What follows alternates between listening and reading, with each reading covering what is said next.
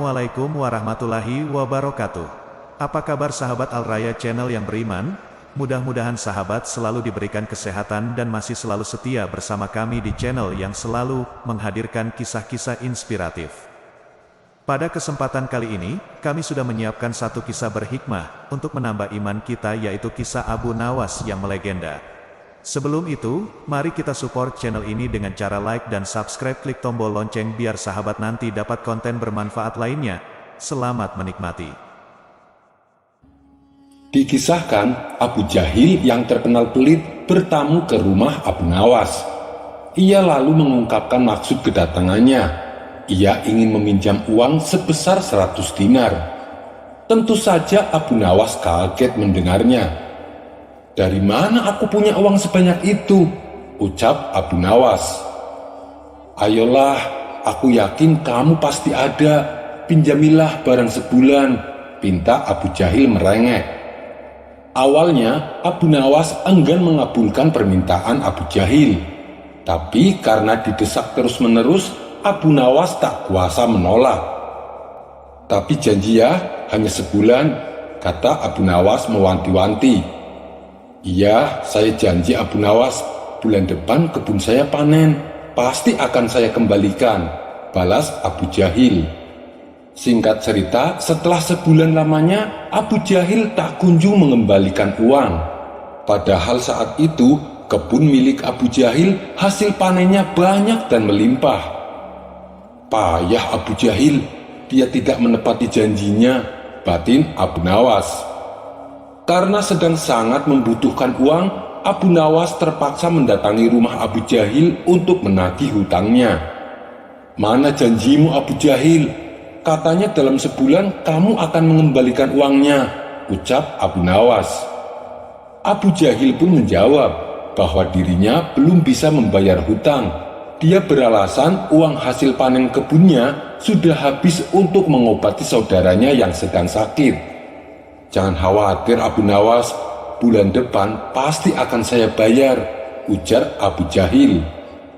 Abu Nawas tentu sangat kecewa. Ia pun akhirnya pulang tanpa membawa uang. Beberapa hari kemudian, Abu Nawas mendengar kabar bahwa Abu Jahil sering mengajak kawan-kawannya untuk berpesta pora di rumahnya. Mendengar hal itu, Abu Nawas pun menjadi emosi. "Kurang ajar, katanya uangnya sudah habis, tapi malah sering bikin pesta," gerutu Abu Nawas. Untuk menagihnya kembali itu tidak mungkin. Abu Jahil pasti tidak akan membayar hutangnya dengan beribu macam alasan. Akhirnya terbesit di benak Abu Nawas suatu ide untuk mengerjai Abu Jahil. Esok harinya, pergilah Abu Nawas menemui sahabatnya yang ada di kampung seberang. Ia pun mulai mengatur siasat dan meminta bantuan sahabatnya itu. Setelah siasatnya sudah diatur dengan matang, maka Abu Nawas segera mendatangi rumah Abu Jahil. "Kenapa kemari Abu Nawas? Kan sudah kubilang mengembalikan uangnya bulan depan," kata Abu Jahil. "Kamu jangan salah paham Abu Jahil. Aku kesini bukan mau menagih hutang, tapi aku ingin mengajakmu menemui orang pintar," balas Abu Nawas. "Menemui orang pintar? Untuk apa?" tanya Abu Jahil penasaran. "Begini Abu Jahil, di kampung seberang katanya ada dukun pesugihan yang bisa membuat kita jadi kaya. Aku ingin mencobanya ke sana," jawab Abu Nawas. "Benarkah? Baiklah Abu Nawas, aku ikut. Aku juga pengen kaya," sahut Abu Jahil kegirangan. Singkat cerita, sampailah Abu Nawas dan Abu Jahil di rumah seorang dukun pesugihan. Setelah keduanya dipersilahkan masuk, dukun tersebut bertanya, "Ada keperluan apa kalian kemari?" Abu Nawas lalu mengungkapkan keinginannya bahwa dia ingin kaya tanpa harus bekerja. "Oh, itu gampang, tapi ada syaratnya," ujar dukun tersebut. "Apa itu syaratnya?" tanya Abu Nawas. "Syaratnya harus ada tumbal, tapi jangan khawatir, tumbalnya tidak harus dari keluarga. Orang lain juga bisa dijadikan tumbal." Tapi orang lain tersebut adalah orang yang ada kaitannya dengan hartamu, jawab sang dukun. Maksudnya bagaimana? Saya belum paham, tanya Abu Nawas kembali. Ya, misalnya orang yang punya hutang sama kamu, maka orang tersebut bisa dijadikan tumbal, meskipun dia bukan anggota keluargamu, jawab sang dukun. Kalau orangnya tidak mau, bagaimana? Tanya Abu Nawas. Kamu tidak perlu minta izin. Orang tersebut nanti akan jadi tumbal tanpa ia sadari, dan ia akan mati mengenaskan, kata sang dukun menjelaskan. Oh, begitu. Baiklah, saya setuju, balas Abu Nawas sambil melirik ke arah Abu Jahil. Abu Jahil yang merasakan gelagat dirinya akan dijadikan tumbal seketika langsung gemetaran. Kemudian Abu Nawas diajari mantra oleh sang dukun sebagai ritual saat tengah malam. Sepulangnya dari rumah sang dukun, di tengah perjalanan Abu Nawas berkata, Abu Jahil, hutangmu yang 100 dinar tidak usah kamu kembalikan, saya ikhlas. Mendengar itu Abu Jahil langsung ketakutan. Jangan Abu Nawas, aku akan mengembalikan uangnya sekarang juga. Nanti setelah kita sampai di rumah, aku akan langsung mengembalikannya, sahut Abu Jahil ketakutan. Bukannya kemarin kamu bilang uangmu sudah habis, goda Abu Nawas. Uangku masih banyak Abu Nawas, aku kemarin bohong sama kamu, ucap Abu Jahil. Akhirnya hari itu juga Abu Jahil langsung mengembalikan uang yang ia pinjam. Usut punya usut, ternyata dukun yang didatangi Abu Nawas dan Abu Jahil adalah sahabatnya Abu Nawas. Abu Nawas dan sahabatnya sengaja mengatur siasat tersebut supaya Abu Jahil segera melunasi hutangnya. Cerita berikutnya. Kumandang azan Isya terdengar nyaring dari masjid. Sebuah seruan kepada umat Islam untuk segera kembali bersujud kepada Allah. Semua orang-orang berbondong-bondong memenuhi sof-sof di ruangan masjid, tak terkecuali Abu Nawas. Ia bergegas mencari sof tepat di belakang imam.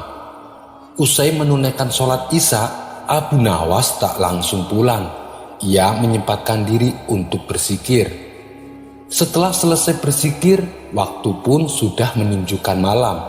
Abu Nawas segera beranjak pulang. Seperti biasa, untuk sampai ke rumahnya, ia harus melewati tempat pemakaman. Suasana begitu sunyi dan agak gelap menyelimuti sekitar area kuburan. Saat ia sedang asik berjalan, lewatlah kawanan perampok yang kebetulan menuju arah yang sama dengan Abu Nawas. Mereka rata-rata bertubuh kekar dan besar, dan di tangan mereka masing-masing membawa sebilah pedang. Rasa ketakutan pun menghinggap pada diri Abu Nawas. Jangan sampai mereka melihatku, bisa-bisa aku dibunuhnya. Lebih baik aku bersembunyi, pikir Abu Nawas. Derap langkah Abu Nawas mendadak pelan dan gemetaran. Rasa takut kian berkecamuk. Tiba-tiba matanya tertuju pada sebuah lubang makam yang baru saja digali. Nah, ini tempat yang aman untuk bersembunyi, ujar Abu Nawas. Ia pun langsung melompat ke bawah, masuk ke lubang makam dan bersembunyi di situ. Namun, apa yang diharapkan tidak sesuai dengan kenyataan. Salah satu perampok melihat aksi Abu Nawas ini. Hei kawan-kawan, sepertinya aku melihat seseorang loncat ke dalam galian tanah itu, kata si perampok kepada teman-temannya. Mereka pun penasaran dan timbul keinginan untuk menghampiri lubang tanah tersebut. Setelah mendekat, mereka melongok ke dalam galian tanah tempat Abu Nawas bersembunyi. Tampaklah kepala Abu Nawas menyembul dari lubang kuburan. Hal itu tentu membuat kawanan perampok kaget dan heran. Hei, siapa kamu? Tanya salah satu dari mereka. Abu Nawas terlihat gugup sambil menelan ludah. Perlahan kepalanya mendongak menatap para perampok tersebut. "Aku adalah mayat yang baru dikuburkan di sini," jawab Abu Nawas gemetaran. "Apakah kalian malaikat penanya kuburan? Kenapa jumlah kalian banyak sekali?" tanya Abu Nawas. Mendengar pertanyaan Abu Nawas, mereka mengernyitkan dahi dan saling tatap satu sama lain. "Apa ada mayat yang bangun di tengah malam begini?" tanya mereka kepada Abu Nawas. "Tentu saja ada," jawab Abu Nawas. "Buat apa mereka bangun?" tanya mereka kembali. "Untuk menghirup udara segar," jawab Abu Nawas. "Masa sih orang mati butuh udara segar?" tanya mereka heran. "Oh iya, kalian benar, saya yang salah," jawab Abu Nawas. Kemudian Abu Nawas kembali membaringkan tubuhnya seperti posisi mayat yang sedang dikubur. Dengan idenya inilah Abu Nawas berhasil lolos dari ancaman. Cerita berikutnya. Abu Nawas memanglah bukan orang kaya raya. Lebih tepatnya, ia hanya keluarga yang sederhana. Untuk memenuhi kebutuhan pokoknya sehari-hari bisa dikatakan sangat tercukupi. Tapi kalau untuk kebutuhan mewah, Abu Nawas belum bisa terpenuhi. Ia tidak mempunyai barang mewah dan makanan mewah di rumahnya. Semua serba cukup dalam kadar yang sederhana. Namun nasib apes menimpa Abu Nawas. Tidak ada hujan, tidak ada angin. Sang istri tiba-tiba minta dibelikan kalung. Hal ini membuat Abu Nawas pusing 7 keliling. Bagaimana mungkin bisa ia memenuhi keinginan istrinya? Untuk membeli makanan mewah saja ia tidak mampu, apalagi membelikan perhiasan kalung. "Wahai istriku, maafkan saya tidak mungkin bisa menyanggupi keinginanmu. Kan kamu tahu sendiri, kita adalah keluarga sederhana yang hidupnya hanya pas-pasan," tutur Abu Nawas dengan lemah lembut.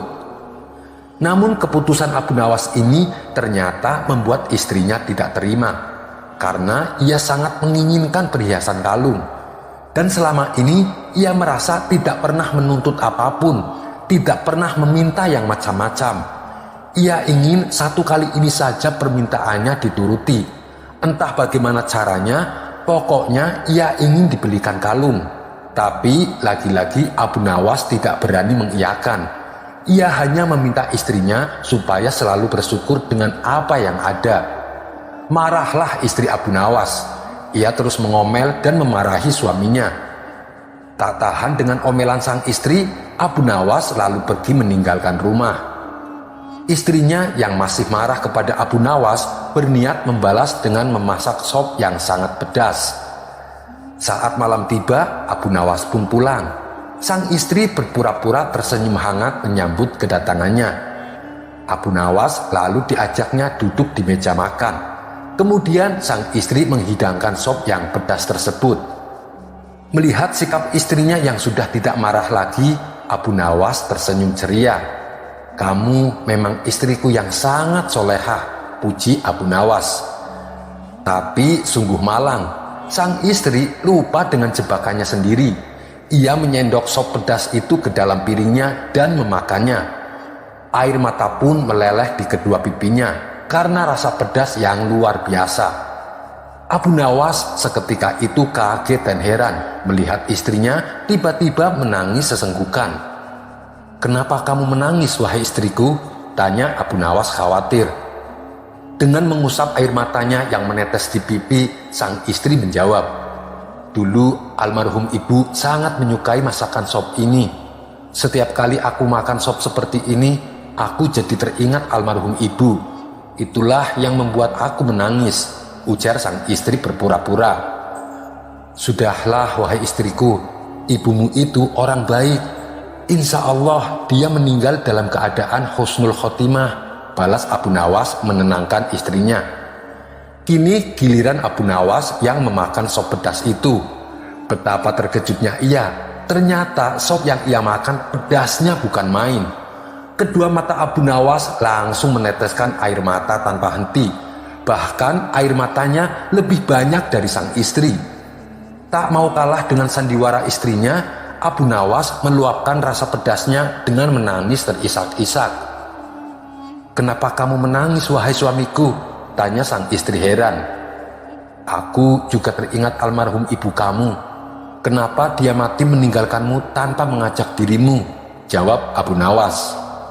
Mendengar jawaban Abu Nawas, sang istri yang tadinya jengkel mendadak tertawa terpingkal-pingkal. Keduanya akhirnya rukun dan mesra kembali. Ya, begitulah namanya saja hidup berumah tangga. Pasti ada suka dan ada duka. Tentunya ada juga pertengkaran di dalamnya.